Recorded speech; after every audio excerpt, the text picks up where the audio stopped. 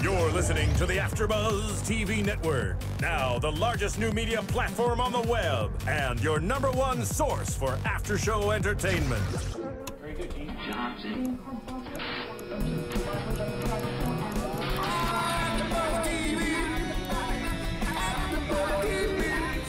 The AFTERBUZZ Studios in Los Angeles, California, presented by Maria Menounos and Bing.com, and streaming live thanks to Akamai Technologies. This is AFTERBUZZ TV's Arrested Development After Show. We'll break down tonight's episode and get you all the latest news and gossip. And now, another post-game wrap-up show for your favorite TV show. It's AFTERBUZZ TV's Arrested Development After Show. Hello, everybody. Bing is for doing, and we are here doing Arrested Development. And what do you know? It's the final episode of season 4. We've made it. We got through it. I'm so sad. It's the last episode. I know, it's really sad. My name's Nando Velasquez, and across from me, let's start off with ladies first. Let's start off with the beautiful Svitek. We're reuniting, as Cathy said, the original crew, the OG. It has come back full circle. Except for your mom. Your Minus mom's my here. mom. Yeah. She is here with us in spirit. I'm sure she and is. And with my genetics. Yeah, it makes sense. There you go. There you go. Totally. So, yes, Cathy and Phil Svitek. Hello. Hello, people. And I missed last week. She gets a half vote today. She gets a half vote. Or you get a half vote because she's not here. So that's why. So, yeah, it's a fun episode. This is George Michael's second episode. George Michael's Arrested Development. And let's just get into it because I guess there's a lot here. Well, technically, it was interesting. It's actually Michael's and George Michael's. Because they spent, you know what I mean? They spent they divided it. It wasn't really just true so George Michael's. George Michael's Arrested Development? Yes. Well, like his room. His dorm room. His dorm room. George and Michael. George Michael. Yeah. So he's twins. I'll make note of that. He's twins. Okay, he's twins. They are twins. Well, yeah, I guess he is. Well, there's definitely, I mean, obviously this ties into the whole George Michael and Michael, the phone call they had earlier, which was so much fun, and just the fact that we discovered this a couple episodes ago, that they're dating the same woman, or they're both interested in the same girl. So, like Michael says, they are like brothers, and this like is twins. Like twins. Well, first he says they're like brothers, then he says that they're like twins. But this is exactly something that the Bluth brothers would do to each other, as we've seen in seasons 1 through 3. Absolutely. So it's almost like George Michael has graduated to become a fourth brother in the family, which is weird. And like, I don't know about the kissing part, but it seems like most of the Bluths suck at the sex part, but they're amazing at the lying part. Yeah. They don't really impress. They're amazing at the lying part. And nowhere else does it become clear than just seeing the liar's tag game that we got to see at the beginning of this episode, which we saw a couple of episodes ago when Michael was having dinner with Love and Lindsay and with Rebel, and he's trying to at the same time talk to his son, but they're both stuck on what, the 405. This The was 605. The Yeah, 605. the 605. That's right, the 605, because we're in OC. Yeah. So, and I loved this battle of who could lie. They both know that each other's lying more or less, but they still refuse to budge. Yeah. And it's lying tag and voicemail tag at the same time, simultaneously, which is amazing. I guess that's the tag. I love that the waiter even got involved. Like George Michael's like, oh, I'm gonna try and take a photo. Oh wait, there's an officer here. He's like, no photos allowed. That was just good timing, because it says, if you notice, there was a sign that said no cell phones allowed, and so he's like, no, put that away. Or I didn't see the sign. Oh my God! So I thought he actually enrolled him into helping out, but no, it was really legitimate. I think he was just passing by, and it was great timing on George Maharis's part. That's awesome. Totally cool. So, yeah, a lot of back and forth, and we even got to see a little bit of they almost connected when George Michael ended up running into Rebel, and they were together, and they both saw each other's fathers walking toward each other. By the way, this reminds me of the Sally Sitwell situation. You know, every time, meeting Rebel and George, I'll call him Maharis. Yeah, they're both kind of acting against their fathers, to make this relationship happen. And how many times, for Michael, he didn't want to be with Sally Sitwell, and then as soon as it became okay, it would be rebellious to be with Sally Sitwell. So then it was like, okay, I want to be with Sally Sitwell. Oh yeah, totally, absolutely. So it's definitely an act of of rebelliousness. Rebellion. I was very confused throughout the entire season because I just assumed that Rebel and George Michael had been dating longer than Michael and Rebel had been dating, but that's not the case. Michael actually technically had dibs on her. The dad had dibs on the son. So, well, you know, this also kind of reminds me a little bit of season 1 when George Michael had a crush on his teacher. Yeah. Who had a fascination with Saddam.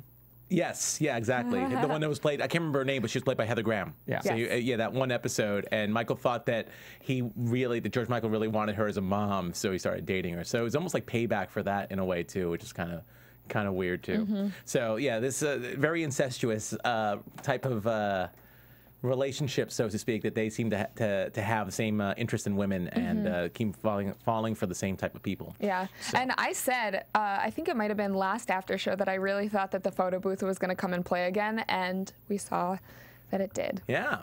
So the photo booth definitely did, and it ended up being the key to a couple of things in the show. It was Michael's realization when he grabbed the wrong photos that his son was actually the other man in a relationship. Yeah. I loved if he wasn't so vain and didn't want a photo with a celebrity, he wouldn't have run into that problem. He would have been blissfully happy. He could have been happy with just whatever he had. Yeah. Yeah. So ignorant. No, absolutely ignorant. So anyway, so we have them going about. And we have Michael talking to Maybe, and Maybe was signed. Well, even before that, let's talk about, because you know, episode 1 was the whole kind of voting off of Michael, and now you come full circle, and they're voting off George Michael out of P Hound's dorm room. Oh yeah, absolutely. I love the peace pizza, by the way, that turned into a war pizza. He goes, "Don't you want your war pizza?" No, I already ate. You can have it. Enjoy your war pizza. Yeah. It's funny because in Chicago there's actually a pizzeria called Peace Pizza, but it's Piece. Like a piece of pizza. Yeah. So I was confused. But it has a peace symbol, like the peace sign is their logo. Yeah. So. Okay. But go to Chicago, check it out. But they're in Newport Beach, so they weren't in Chicago, or they were in Irvine. Excuse me, they're in Irvine, so even less likely. Unless if anyone knows there's a Peace Pizza in Irvine. I mean, who knows where P Hound goes at night? That's true. I don't know if he goes to Chicago. Anyway. But the whole vote thing came back, which was awesome. So and with the whole twin club, so every twin gets a half a vote because they don't want to. They feel like George Michael said, well, you guys would vote for the same person because you have the same beliefs. Yeah. And then they keep on bringing in more twins who each get half votes. And then they all think that George Michael is a twincist because he hates twins. I wonder if that's a real thing. It is now. It is now? Mm-hmm. Okay, cool. I think so. I mean, ironically, if you really stop and think about it from their perspective, the fact that they're calling themselves half a vote, therefore half a person. I guess that is true. And they weren't insulted until George Michael just said, just bring one person in. So yeah. Yeah. I feel like he just thinks that single babies are better. He thinks single babies are better? Okay. I don't get that. That's compelling. That's compelling. I don't get it, but that's okay. Just that he hates twins. Kids that are born without a twin are better. That's what twinsists think. Oh, okay. Yeah. All right. I can't even imagine what he would think about triplets. We should. He thinks they're a third less than twins. Is that what you're trying to say? Okay. I'll keep running with this as long as you want to run it with it. So that's cool. So the Octomom. You guys are the worst improvers in the world. I was gonna say. So I was fine. I'm a step behind. I'll be honest. So forget about the Octomom's kids. You do not want to see them at all. They're Satan. Okay. I don't know where that came from. Yes, and. Yes, and. Well, aren't you glad you're here, Phil? No, I'm glad. You know what? Also, part of that whole kind of thing, one of my favorite jokes was, well, I'm on birth control that I paid for by myself. Well, good, because I'm not ready to have children. Oh, God, that was so awesome. I love that line. And Rebel was just like, Rebel has Lem. And she has Lem Depardieu. Yeah. So the famous celebrity, I guess, that she dated briefly was Gerard Depardieu. Yeah. So Which I was I was wondering if we would see him, and they didn't.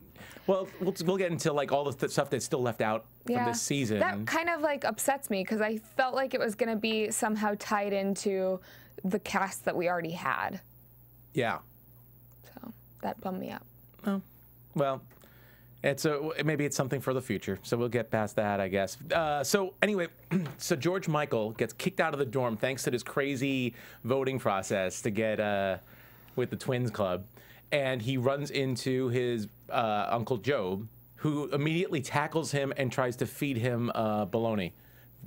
Filled with a Bologna with a roofie in it. With a roofie with Forget Me Now, because he wanted him to forget about the whole what's it, Gothic Castle. Yeah. Gothic Castle, excuse me, that, that they went to. That. Yes, I'm articulating that. I'm making sure. The scene where, which was hilarious, with Job and Job had George Michael pretend he was his boyfriend and was doing all sorts of things to him, let's just say. But anyway, so so Job and George Michael are talking, and somehow, since George Michael has no place to live, I love this line, by the way. I love this callback where George Michael says he doesn't have any money, and Job says, "Ninja, please, you don't need money." Yep. So what is that? No income, no job loan. That's the Ninja, right? So yeah, so George Michael becomes the newest resident of Sudden Valley, which is just him and sex offenders. And it's great because he looks 16. Exactly. So, but he is legal, which is the important part. Yes, he's legal, but he looks 16. So he's like a sex offender's fantasy because it's not illegal if he's of age. By the way, it's amazing how oblivious to the whole fact of he is, and it kind of reminds me of Tobias in that sense because again he's getting all these gifts. That's one thing, but to be told like put it into Bluth. Yeah. Everyone around here saying put it in Bluth. You got to pick up on that eventually. Yeah, well, he did not. He absolutely did not. I don't think we should be playing skins for skins. Oblivious. I don't think we. It's my birthday. It's everyone's birthday. I love when Lem and Rebel come to visit. That George Michael's like, oh, have a twister. I got 4 of these that were given to me. Just the one for every day of the week. Yeah.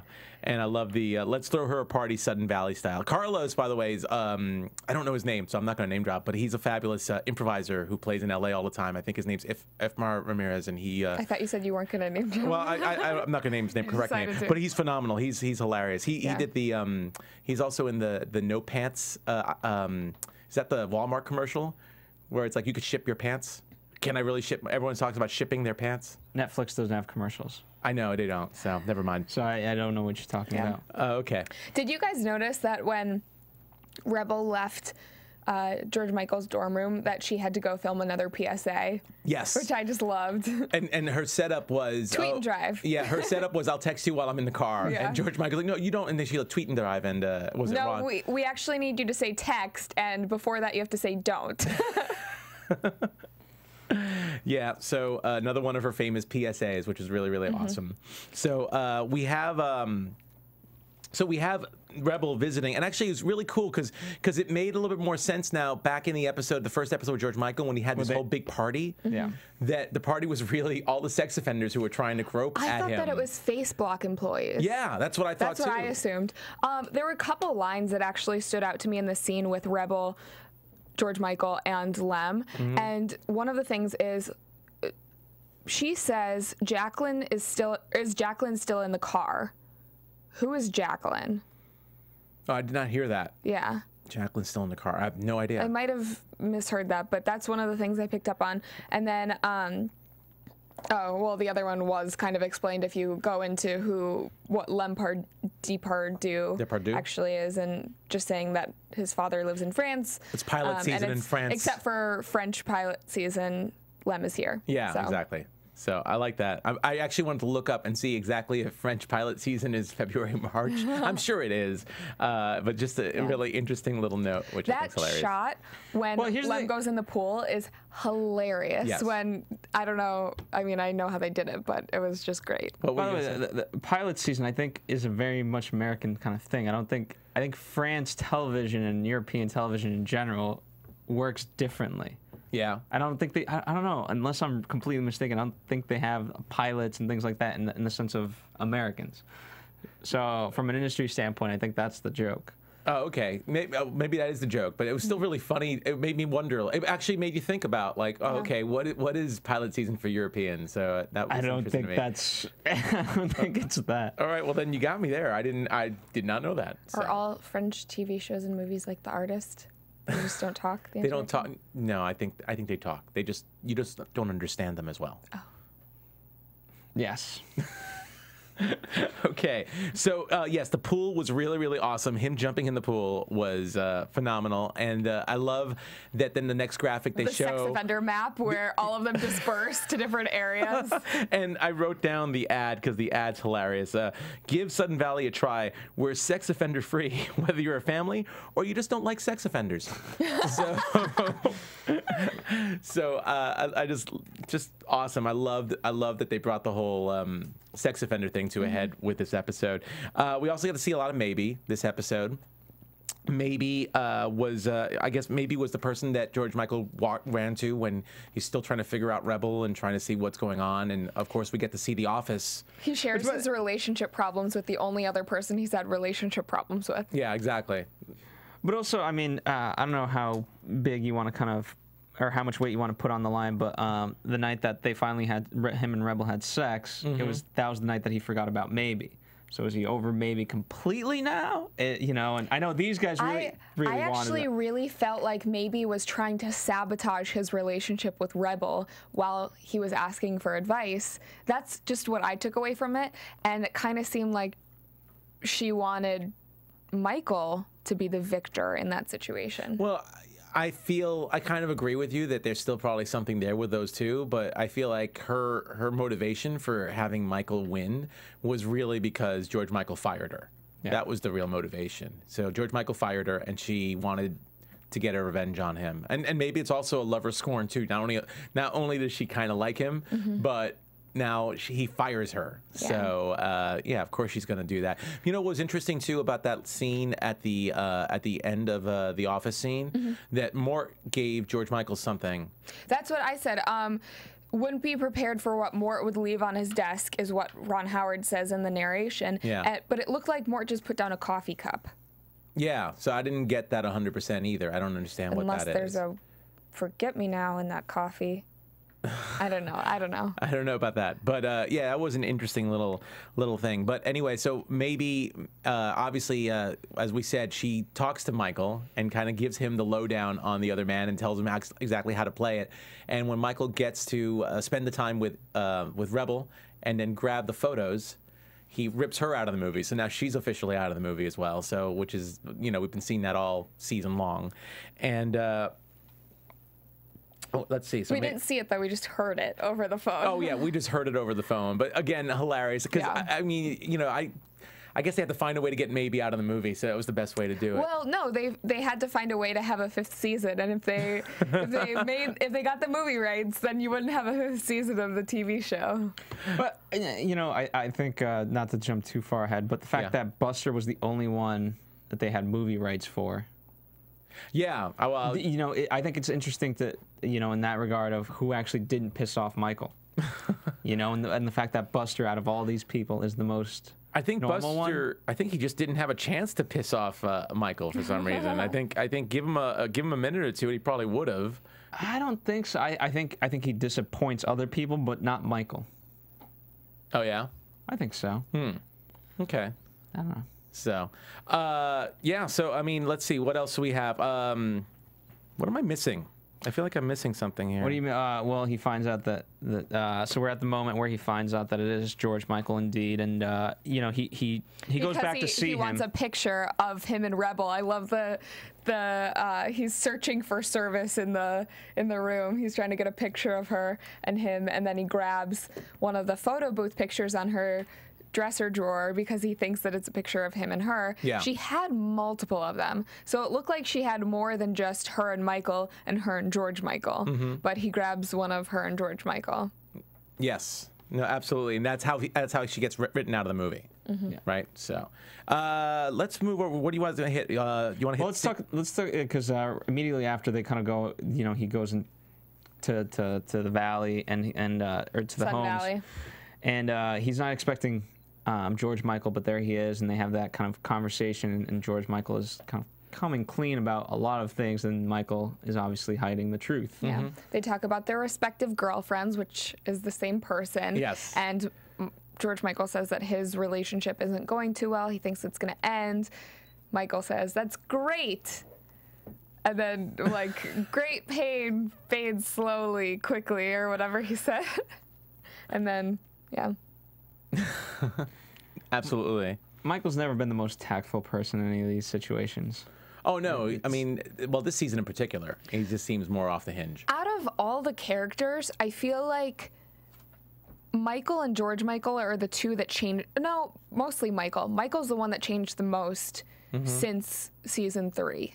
He's completely, I feel like he's done a 180 in his character, and the rest of them are pretty much the same. Maybe he's obviously progressed in that she's gotten a little bit less or more rebellious, I don't know, but more mature. Yeah. And then George Michael has just matured sexually, I guess. And the other characters are exactly the same. But I think the story's always been, you know, how Michael handles all of them and how they've affected his lives. And now I think, you know, we'll talk about the ending and what we really think about it. But I think ultimately, you know, if you kind of dissect that moment, it's the fact that, you know, now it's no longer just about Michael. Yeah. Through the actions, you know, that the way that Michael's been affected, it's affected George Michael indirectly, and it leads to this culmination. I Which is was a punch. very upset with Michael because he wants to get more serious with Rebel. He just doesn't want to admit it to her, yet he still goes to give it to Lucille too. You know, well, as far as the whole thing with Rebel, Compromise he's always had his commitment problems throughout all 4 seasons. He's never been able to really fully commit, and he's always used George Michael as an excuse. He fully committed to Marta. Well, he didn't. Once he had her, he didn't really fully commit to her. He was still kind of torn the whole time, I felt. He's never really had a long-standing... I mean, I guess the closest one he had was Julie Louis-Dreyfus's character. That was all... that was the closest thing he's ever had. Or Charlize Theron's character. Oh, that's true. Actually, actually with Charlize Theron as well. He just didn't fully know her. He just thought she was aloof, and that attracted him to her. He didn't realize she was she was a Mr. F. Right? No, Yeah, there was a callback to that today. Mr. F.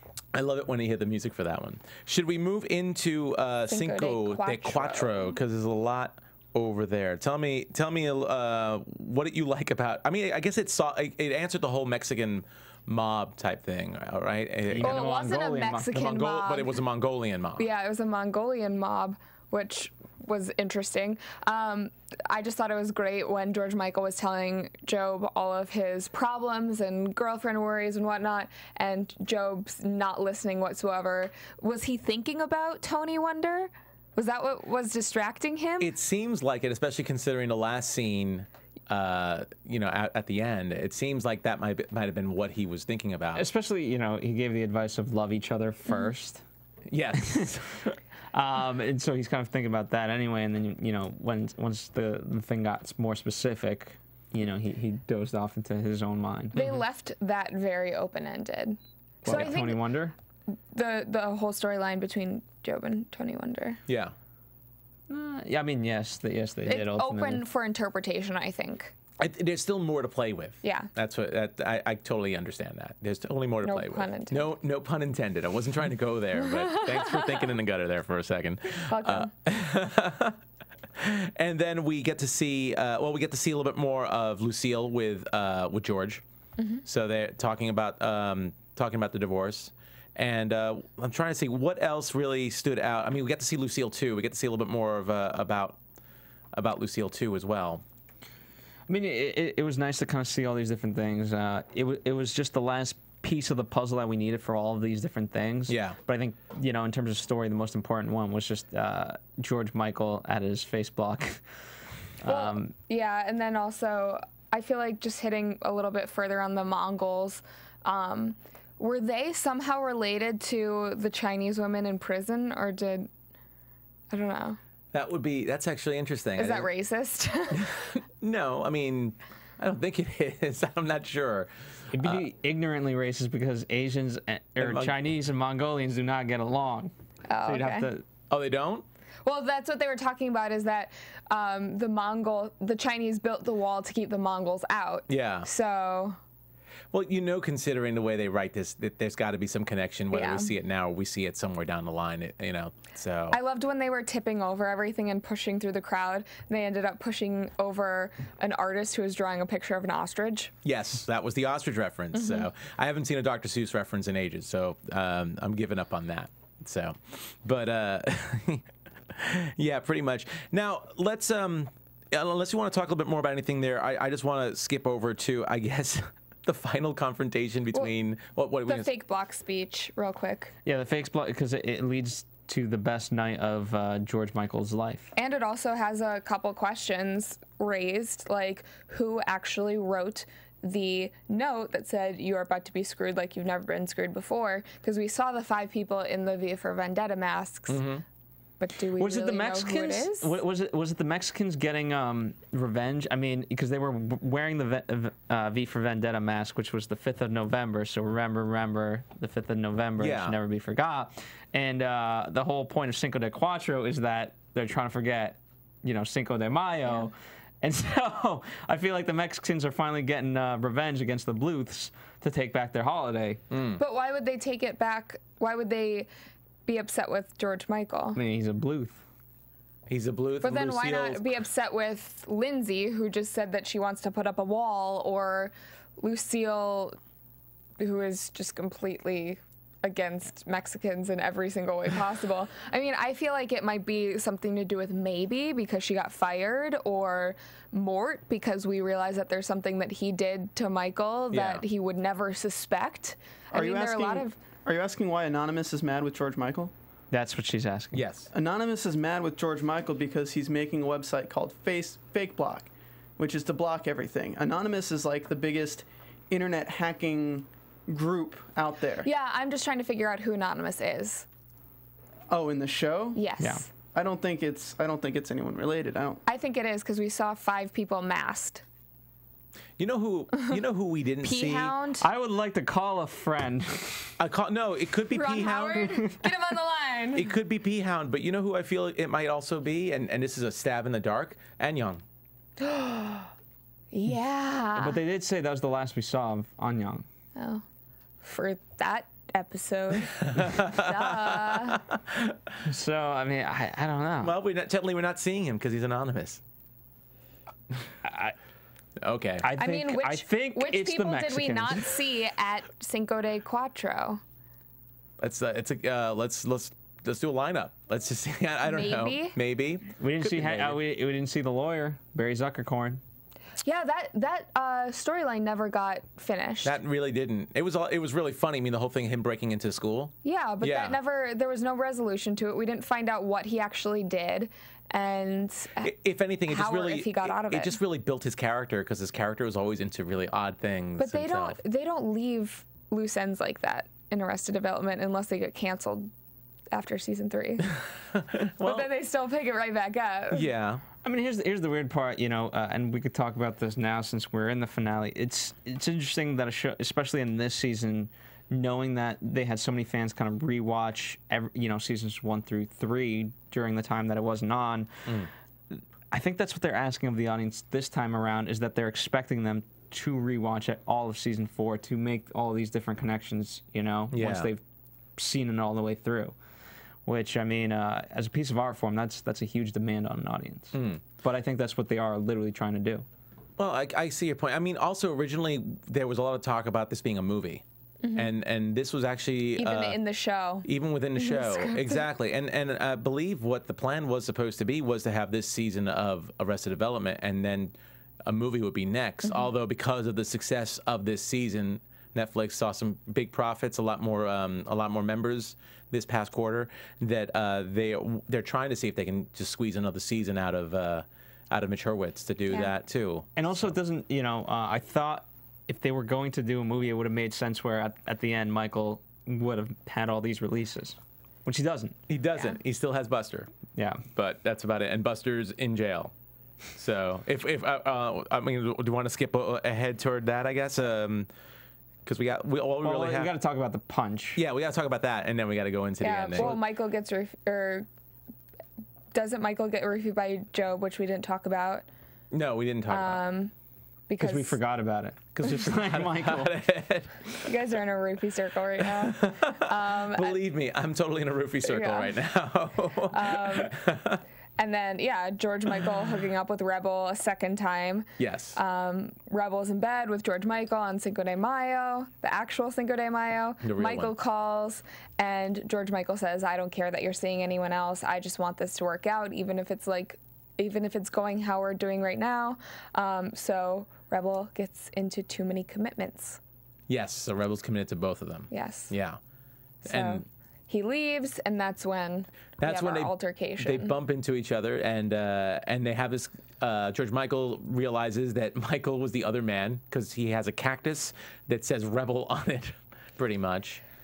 Yeah. Yeah. Really nice gift. Michael, I feel like, is better than that. I feel like he would have been able to, talk himself out of the situation as opposed to having that internal thing that George Michael's had a couple times where he just starts counting in his head until he figures something, which I love, something out. But at the same time, I think Michael and George Michael have always had a really awkward relationship because Michael's never been able to really talk to George Michael in a certain type of way. I feel like Michael's always been so much better though about it. Yeah, and this season he's just at a loss for everything. I agree with you. He's definitely taken a step. I disagree with both of you. I don't think he's never listened to George Michael.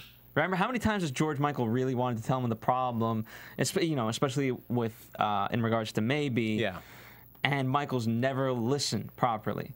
And even going back to in the house when they're talking, he wasn't really listening. Yes, he was listening, but he was listening for, are you broken up or are you together? Ooh, you're broken up. That means I can have her.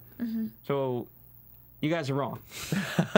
Well, I mean, you're right. You're absolutely right. Michael goes from a place where he doesn't listen all the time, but a lot of times when he's trying to talk to him, when he's actually trying to when he's trying to have a very vulnerable, authentic moment, it just ends up being a whole bunch full of awkwardness with him too. So, but I that's the way I always feel. And I think part of that stems is he's trying to get across a certain agenda, which obviously anytime you're giving someone advice, that's what you're trying to do. But I think the problem is his agenda always goes back to, well, I'm doing this because I dislike the family. Yeah. And rather than like, okay, I just need to teach my son certain things. A lot of people I know hated this ending. Oh, you know what? To be honest, I mean, as much as I love the show, I gotta admit, the ending was lacking. It was a little bit of a disappointment. It was lacking to me. And if they don't get everyone together for another season or a movie, I will be very upset. I will too. I mean, I did like the punch. I thought it was kind of an interesting ending, but it didn't feel like an ending for the season. It didn't feel like the real stuff. Michael's taken a lot of hits this season from everyone, from Lucille 2, from the kid in the ball pit in the ball pit there area, whatever you call that. From Job. Yeah, he's really taken abuse. The problem is it's left for too much interpretation, and it never really culminated to this point. Yeah. And so I think that's where the frustration comes in. Well, again, I mean, after that lengthy credit, so I'm sure people are smart enough to know, even with the credits starting, to if you see 3 minutes left on the Netflix account, to keep watching. We got to see a couple of more clips. They got to see a clip with Job and Tony Wonder apparently taking a forget-me-now and calling for their sex date. So we got to see a little bit of that. And then we got to see, I guess the huge thing was Buster getting arrested for the disappearance of Lucille 2. And them having trouble with his cuffs. There was a lot of really funny little bits with the ending, too. I think that there was, with Buster getting arrested, I think that the only actual evidence that they had was that he was in her apartment and he had that fake doll that he made of her, which is something that he made of his mother as well while she was gone for 2 days. Yeah, exactly. That really fake, creepy doll. I think that would make anyone want to arrest him. I love the John Beard report. Busted. There was so much in this whole thing. It was Busted. Busted was arrested or something like that. It was busted with the R in there too, and the name of the Chiron on top said Arraigned Development. and then also the Imagine cameras were capturing the photos, was capturing everything outside. But notice it was just a bunch of still photographs. Yeah. It was only still photographs, which I thought was hilarious. And then the biggest thing, obviously, was Ron Howard and Brian Grazer all happy that they have the rights to Buster. He's the only person who actually signed his rights away. So it's really going to be interesting to see. That's the cliffhanger. I mean, every season there's been kind of something, whether it's been George escaping or obviously season 3 with the whole, I mean, there are so many loose ends with this, from, the George, Michael, and Michael thing to Tony Wonder and Job to maybe what's her future. Yeah. But then especially Lucille to potentially being murdered. And I don't think we ever officially said who hurt Herbert Love yet. I think that's still out there too. I personally think that it's Buster because he's got that superhuman monster strength, but I don't really know. They could be setting that up. Yeah, exactly. What do you think, Phil? In terms of the finale, I mean, it was a little bit disappointing, but I think partly the season is was made. I think did we discuss this last episode? The fact that all the actors could only get together for 3 days completely together, and then they had to shoot around everyone's kind of schedule. So I think it was a byproduct of that, and so they made the best of what they could, and unfortunately it never had a straight through line. So I wasn't 100% happy with the format. I had a lot of laughs along the way and stuff like that, but I think that's what lent itself to these kind of questions. Now correct me if I'm wrong, you kind of binge watched the whole thing. You weren't with us. Did. You watched the whole thing. I did. So do you think that was a plus or a minus for you as far as watching this stuff? I think it's definitely a plus, and I think the biggest thing is, is to just watch it once through and then rewatch everything again. And I think then it'll only, this is one of those things where, dramatic irony will only make it better. Okay. I kind of liked the slow burn. As someone who gets used to seeing stuff, you get the DVD of some show that you really want to see. I'm used to binge watching or catching up on a show. I kind of like it. But I really wanted to binge watch this. I wanted to because I feel like you can't, you forget certain things.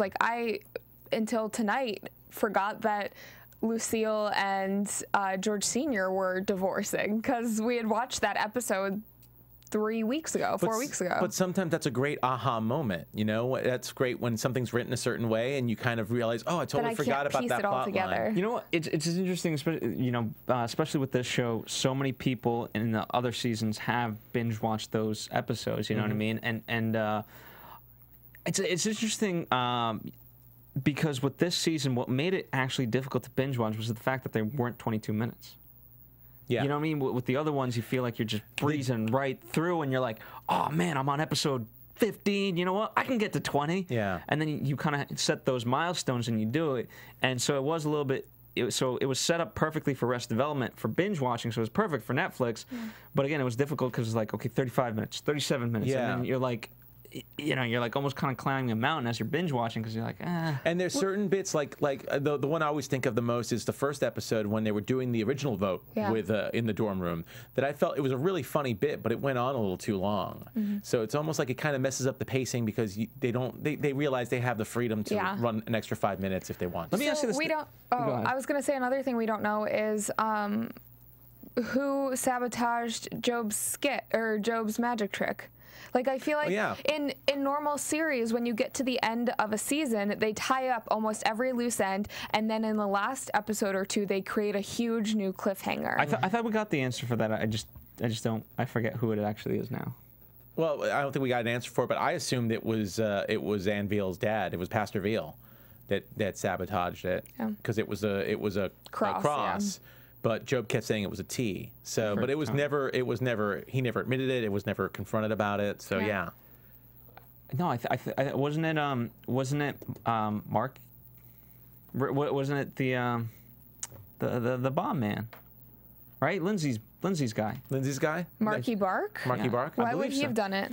I believe they said that. I don't know. I'd have to go back. I have to go back and check, but I guess it has been a little bit confusing at times. Regardless, there are a ton of loose ends. Yeah. Lucille's. Let me ask you guys this now that we've kind of completed this. You know, there's been a lot of articles, you know, especially using this as an example of, you know, sometimes when a show is dead, leave it be dead. You know, and they've cited this, they've cited Community and things like that. Like fans are sometimes the argument is, and I'm not saying this is my argument. The argument for them is that you know what, fans get so much behind a show that they just want it on air. When you know what, they don't stop and realize why it kind of went off air, or like Freaks and Geeks. Amazing show. That was a great show. So what, I mean, ultimately, I'm glad that they did this. You know, I wasn't 100% happy with the season, but enough to enjoy it and have fun with it. What do you guys think and about those critiques? Well, I mean, the best season of Arrested Development, in my opinion, was season 2. That was probably the best season overall. So, you know, I'm glad that they had this because there were a lot of funny moments. I loved a lot of it. Did they tie everything together? No. Was it sloppy at times? Yeah. Did it feel a little lengthy, certain bits? Yeah, of course. But you know what? Still, considering, compared to a lot of other comedies out there, I think this is much better than a lot of the stuff that's been out on TV right now. So I kind of agree with what Phil said, is that you want to go out on a high point, and you know, so many fans were demanding that this come back, but it's like one of those shows, like Friends went out on a high point. Yeah. Seinfeld, another but one. then there are shows that drag on and drag on and drag on, and then end up getting canceled, and it, you know, you end up having those loose ends. At least in their 3rd season, they knew that they were getting canceled, so they could tie up some of those things. Yeah. But yeah, I mean, I'm glad overall that we got it. Was it completely 100% up to my expectations? No, but I'm still happy that it happened. Yeah. Let me also ask you guys this, because I know yours and Roxy's #1 complaint when we didn't see the ka. So is there an expectation to tie into all these different moments, or you know, I mean, they brought in some new things that became reoccurring. So what was the kind of expectation for people, that they just want it to be exactly like seasons 1 through 3, or for the jokes that spanned season 1 through 3, yes, I think they should have brought those back. For jokes that maybe only spanned 1 season, I don't think that it was necessary. I think it was great when they did involve them, but that, I mean, the chicken thing, that's like... That's huge. That's huge. That almost, not made Arrested Development, but that is a huge thing that I feel like every fan who's ever... No. I'm saying that every fan remembers that. Yeah. Just like there's always money in the banana stand. Like, those are some key lines that I feel like we got multiple times. There's a lot of lines, but there's a lot of lines that they did hit. Like, I've made a huge mistake. Yeah. You know, come on. You know, a lot of little bits here and there too. Yeah, I agree. The chicken dance. I mean, it would have been great to see one of the newer characters. Maybe Marky Bark has an ostrich dance, which looks more like a chicken dance. I don't know. It would have been nice to have seen a callback. Just once. That I just wanted it once. Yeah, it would have been really good. The whole ostrich thing still doesn't make 100% sense. I mean, it's really interesting to see an ostrich tie-in to every single episode. Maybe the writers were just having fun with us, but that's something that didn't really get resolved into a major resolution itself. Even if it's just a nod to the audience, I would have liked to have figured out why they kept talking about ostriches the whole time. I mean, there are lots of little things, but I agree. The chicken dance. Well, anyway, here's the thing too. Sitcoms, especially sitcoms from the 70s and 80s, when I grew up. Let's say you guys. You know, a lot of the main characters, they all had their catchphrases. They all had something that people remembered and people laughed at. And Henry Winkler, perfect example. The Fonz, hey, welcome back, Cotter. You know, it's like, you know, I'm trying to remember. He used to always do these really stupid jokes, and the Sweat Hogs had their own little things. You know. What was it? The Alice, Flo said, "Sit on it," or something like that. Kiss my grits. There were like lots of little catchphrases, lots of little things back then. And Arrested Development was great because it had a lot of these types of things that no character had just one. Every character had a bunch of quirks, and you loved all of them, and you were endeared to all of them. And yeah, I mean, it's great to bring new ones in, but you got to acknowledge the old ones too, or there's got to be a reason to have them. Overall thoughts for this finale, I think since they did it differently this season, it was kind of weird because we saw resolutions for different characters at different times. Yeah. Normally in a season, you see it in the finale, and this time we saw Lindsay's, you know, resolution when she took over for Love in her episode. We saw Tobias's resolution to him when it was Tobias's episode. We kind of saw Job's a couple episodes as well.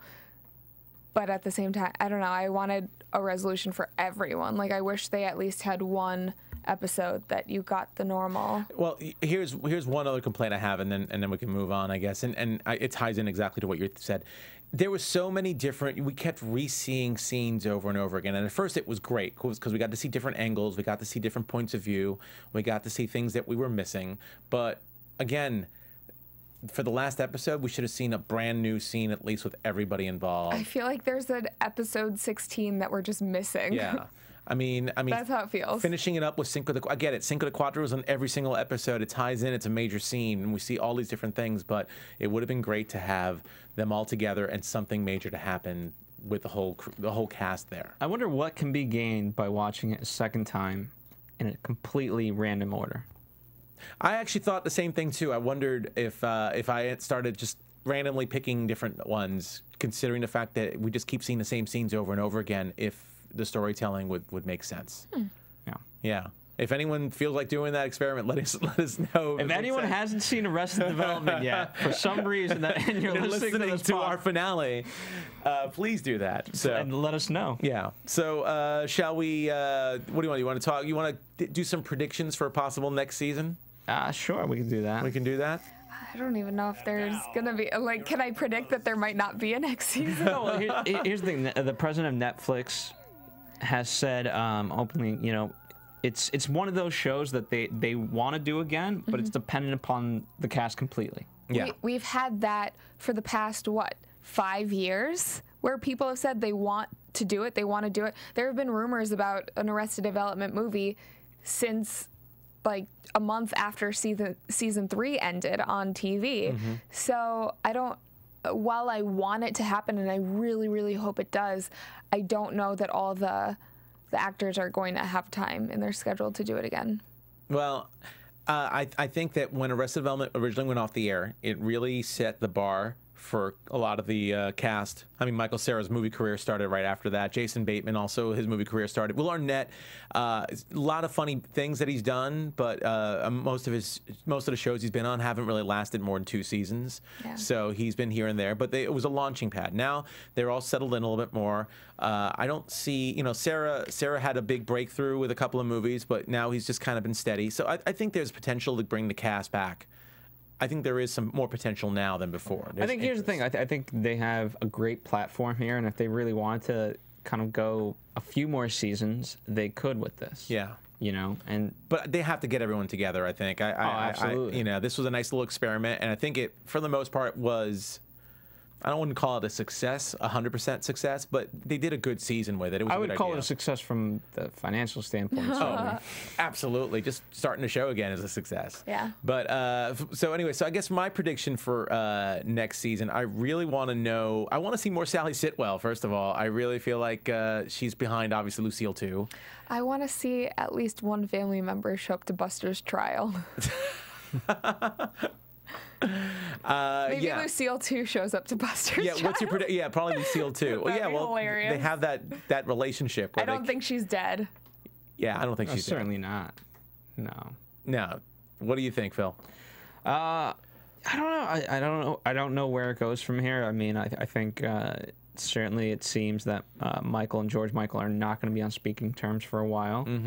And we'll see. I mean, you know, how far do you take it in terms of not comedy? I mean, the fact that this valley exists of all these houses that nobody's buying. Yeah. You know, where do you take that? So we'll see. And the wall and things like that. I mean, eventually, when does this family get their comeuppance? You know, it's just when. I don't know. Obviously, that's the comedy, but that's the comedy of it. What's going to happen when all the investors realize that fake Block isn't real? You know, yeah. So exactly, when does all of this kind of crumble on them? When will the wall crumble down? And as much as, like, you know, Lucille and George are getting a divorce, how serious do we take that to be? I really don't take that too serious. We don't, and so there's a lot still there. So yeah. I don't know where it goes from here. All right. Well, I guess it's been a fun season. So we'll see what happens with Netflix, if they can make another one happen, or how Arrested Development comes back. But till then, where can we reach you at, Phil? Here at AfterBuzz TV. That's AfterBuzz TV on Twitter, Instagram, Facebook, and future social media sites, I'm sure. And of course, in the Faceblock. And in between time, download Adventures of Serial Buddies out on iTunes and other platforms very, very soon, whether DVD, video on demand, etc., etc. So by the time you're hearing this, it's going to be everywhere. Adventures of Serial Buddies. Go to serialbuddies.com if you can't find it. Absolutely. And Cathy, where can we find you at? You can find me on Twitter at Catherine Kelley, on Instagram at Cathy Kelley, and then here at AfterBuzz doing a million other shows. Yeah, and of course check out our AfterBuzz TV website. We didn't talk about that either. It's been revamped. It's really fancy and stuff. You can watch us like Gengi. You can watch, facelift like Gengi, and you can watch us streaming live from there, even on your iPad or iPhone as well. So take a look at that. But you can also find me here on a couple other shows, and also on Twitter at Nando Val. And till the next time, whenever that may be, for everyone this season, Alina, Roxy, who weren't here today. Alina and Roxy. It was a lot of fun. It was a lot of fun. It was a great time. Yes. So, all right. Well, thanks again for tuning in. From Bing.com, executive producers Maria Menounos, Kevin Undergaro, Phil Svitek, and the entire AfterBuzz TV staff, we would like to thank you for listening to the AfterBuzz TV network. To watch or listen to other after shows and post comments or questions, be sure to visit AfterBuzzTV.com. I'm Sir Richard Wentworth, and this has been a presentation of AfterBuzz TV. Buzz you later. The views expressed herein are those of the hosts only and do not necessarily reflect the views of AfterBuzz TV or its owners or principals.